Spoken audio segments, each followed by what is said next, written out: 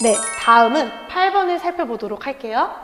다음을 읽고 보기를 참고하여 시의 함축적 의미에 대하여 작성 방법에 따라 서술하시오. 자, 그러면 여기서 물어보고자 하는 거는 시의 함축적인 의미가 될 겁니다. 자, 그리고 보기를 먼저 살펴볼게요. 가는 사회문화적 맥락을 참조하여 감상할 수 있다. 자, 그러니까 이 당시 시대적 배경을 바탕으로 이해를 해야지 더 쉬울 거야 라고 하는 개념이죠. 이 작품은 1980년대 초반 누구도 쉽게 비판의 목소리를 내지 못했던 시대의 분위기를 드러낸 작품으로 해석된다. 그러니까 뭔가 억압되던 그 당시 상황을 의미하는구나 라고 살펴볼 수 있을 것 같아요. 그런데 라고 이야기를 하고 있죠. 앞에서 억압적인 느낌이 있었는데 그런데가 나왔어요. 그러면 우리는 뭔가 긍정적인 이야기를 하겠구나 라고 생각할 수 있습니다. 그리고 봤더니 가에 나타난 시의 분위기는 마냥 암울하지만은 않다 라고 긍정적으로 이야기함을 살펴볼 수 있을 것 같아요. 시적 공간인 대합실의 분위기를 톱밥난로가 지펴지고 있었다를 통해 형성하고 있는 데서 알 수 있다. 자, 그러면 여기서 유추해야 되는 거, 대합실의 분위기라고 하는 거는 암울하지만은 않게 만드는 분위기네요. 그러니까 B는 뭔가 긍정적인 기능을 해야 된다라고 알 수 있어야 됩니다. 자, 나는 작품의 내적 맥락에서 그 의미를 이해할 수 있다. 아, 여기에서는 작품의 내적 맥락, 절대론적 관점, 작품을 놓고 살펴보라는 뜻이겠죠. 이 시에는 주제를 완기하는 데 효과적인 이미지들이 구조화되어 있다. 이를 유기적으로 해석함으로써 화자의 서정을 읽어낼 수 있다라고 이야기를 하고 있습니다. 자, 그래서 작성 방법은 A가 나타나는 시행을 가에서 찾아 쓰고 B를 서술해라. 그리고 눈물을 흘리게 하는 대상에 주목해서 기역과 니은의 함축적인 의미를 비교해서 서술해라 라고 이야기를 하고 있습니다. 자, 먼저 가를 살펴보도록 할게요. 곽제구의 사평역에서입니다. 자, 사평역이라고 하는 곳. 자, 여기라고 하는 곳은 기차가 왔다 갔다 하는 공간이죠. 그러니까 우리들이 일상생활에서 쉽게 접할 수 있는 곳. 그리고 사람들의 삶이 녹아있는 공간이라고 생각하면 될 것 같아요. 자, 그리고 볼게요. 막차는 좀처럼 오지 않았다. 그러면 지금 상황은 막차를 기다리는 상황입니다. 대합실 밖에는 밤새 송이 눈이 쌓이고, 대합실 밖, 우린 아까 전에 대합실이 긍정적인 기능으로 쓰일 거라고 했죠. 그러니까 대합실 밖 공간이니까 표제를 해주면 좋을 것 같아요. 근데 어떻나요? 밤새 송이 눈이 쌓인다. 눈이 쌓이는 거, 겨울임을 알 수 있게 해줍니다. 자, 그리고 부정적인 상황에서 겨울은 조금 더 부정적인 거를 극대화시키는 효과가 있죠. 흰 보라 수수꽃 눈 시린 유리창마다 톱밥난로가 지펴지고 있었다. 밖에는 지금 눈실인데 안에는 톱밥난로가 지펴지고 있습니다. 자, 난로의 기능은 어떻나요? 따뜻하다 라고 생각하면 될 것 같습니다. 그러니까 지금 대합실 안과 밖이 조금 추위와 따뜻함에 대비되는 감각으로 자리매김하고 있다고 생각하면 될 것 같아요. 자, 금음처럼 몇은 졸고 몇은 감기에 쿨럭이고 그리웠던 순간들을 생각하면 나는 한 줌의 톱밥을 불빛 속에 던져줍니다. 자, 사평역에 있다 보니까 막차가 안 오고 있다 보니까 사람들을 관찰을 하기 시작을 한 거예요.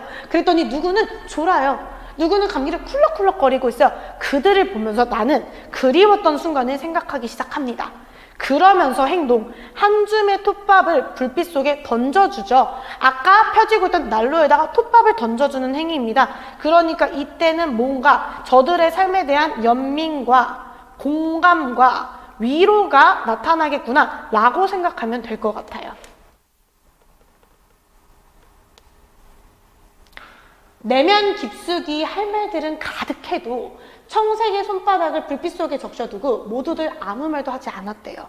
내면 깊숙이 할 말이 많지만 어때요? 모두들 아무 말도 하지 않죠. 자, 그러면 이게 지금 시적 상황인 겁니다. 하고 싶은 내면의 말이 있어도 하지 않는 상황. 그리고 손바닥은 왜 굳이 청색이었을까요? 아마 추웠기 때문에 파랗게 얼어있는 게 아닐까 라고 유추할 수 있을 것 같아요. 산다는 것이 때론 술에 취한 듯 한두름의 굴비 한 광주리의 사과를 만지작거리며 귀향하는 기분으로 침묵해야 한다는 것을 모두 알고 있었다. 그러니까 산다는 것이 침묵해야 돼. 어떻게? 이런 귀향하는 기분으로 그거를 모두 알고 있는 상황. 오래 앓은 기침소림과 쓴 약 같은 입술 담배 연기 속에서 싸륵싸륵 눈꽃은 쌓이고, 그래, 지금은 모두들 눈꽃의 화음에 귀를 적십니다. 자, 오래 앓은 기침소리, 그리고 쓴 약 같은 입술 담배 연기, 이거는 사람들의 고단한 삶, 고달픈 삶을 형상화하는 거라고 생각할 수 있을 것 같아요. 이런 그들이 있는 속에서 밖에는 싸륵싸륵 눈꽃이 쌓이죠. 그래서 지금은 모두 대합실 안에서 눈꽃의 화음에 귀를 적신다. 그냥 눈이 오는 것을 보고 있구나. 그냥 다들 그렇게 앉아 있구나 라고 생각하면 될 것 같아요. 자정 넘으면 낯설음도 뼈아픔도 다 서른인데, 자, 그러니까 시간이 지나면 낯설음, 뼈아픔 이것도 다 눈 덮인 서른이 될 텐데, 단풍잎 같은 몇 잎의 차창을 달고 밤열차는 또 어디로 흘러갈지, 그리웠던 순간들을 호명하며 나는 한 줌의 눈물을 불빛 속에 던져주었다. 아까랑 똑같이 던져주는데 눈물이라는 키워드가 더 나타나고 있죠. 그렇기 때문에 그들을 생각하면서 그들의 삶에 대한 연민이라는 키워드를 다시 생각할 수 있을 것 같습니다. 자, 그리고 나서 첫 번째를 보도록 할게요. A가 나타나는 시행을 하나를 찾았어라. 누구도 쉽게 비판의 목소리를 내지 못했던 시대의 분위기고요. 시행을 한 개를 찾아 써야 됩니다. 그렇기 때문에 우리들은 모두들 아무 말도 하지 않았다 라고 하는 구간을 찾아야 함을 알아야 됩니다. 왜 그러냐면 근거가 내면 깊숙이 할 말들이 많지만 그럼에도 아무 말도 하지 않고 있는 상황, 한 줄만 찾으라고 하면 이 부분이 말을 못하고 있는, 쉽게 비판의 목소리를 하고자 하는 내면의 말이 있지만 드러내지 못했던 분위기를 나타내는 시행이구나 라고 유추할 수 있을 것 같아요. 자, 그리고 B, 대합실의 분위기는 어떤가요? 사람들의 밖에 있는 추위와 대비되는 사람들에게 따뜻함을 주는 공간, 앉아서 편하게 눈을 바라볼 수 있게 해주는 공간이 되고 있죠. 그렇기 때문에 B는 따뜻함을 주는 공간이라고 쓰면 될 것 같습니다. 그래서 이거를 서술한다면은 A가 나타나는 시행은 모두들 아무 말도 하지 않았다 이고, B는 밖에 추운 밖과 대비되어 사람들의 몸을 녹여주는 따뜻함을 주는 공간이다 라고 쓰면 될 것 같습니다. 자, 그리고 나서 말을 살펴보도록 할게요. 제목은 은수저입니다. 산이 저물고 노을이 잠깁니다. 전체적으로 하강 이미지에다가 시간적으로 밤이 되고 있죠.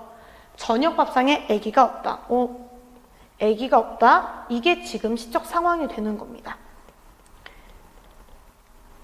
아기 앉던 방석에 한 쌍의 은수저, 은수저 끝에는 눈물이 고인다 라고 이야기를 하는 걸 보니까 아기가 잠깐 놀러 나갔거나 학교에 갔던가 이런 것이 아닌 아이의 죽음이라는 거를 유추할 수 있을 것 같아요. 그래서 산이 저물고 노을이 잠기는 하강적인 이미지와 밤이라고 하는 시간적 이미지를 덧대서 이 죽음이 주는 이미지를 더 극대화시키고 있구나 라고 생각하면 될 것 같아요.